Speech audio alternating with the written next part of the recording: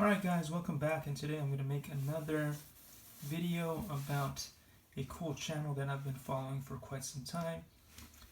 If you guys been following my channel, but probably not, you know that I'm very into 3D printing, and one of the first guys that did 3D printing and got me excited about 3D printing was Joel Telling, and that's why I want to promote his channel.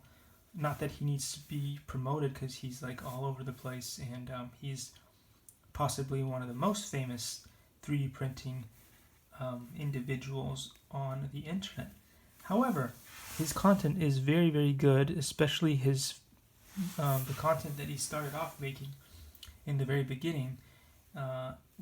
In my opinion, is still the best. His first reviews on 3D printers and how they work, and tips and tricks on how to improve your own prints when you are not a professional have really made his channel stand out. So yeah, so that's what I want to talk about today, is just really give him a shout out, because he's helped me a lot indirectly, and occasionally he was even nice enough to reply to some of my emails. So this is somebody who now has so many subscribers and so on and so forth, so he may not have the time to get around to answering your emails at this point, because you know, when you have that many followers.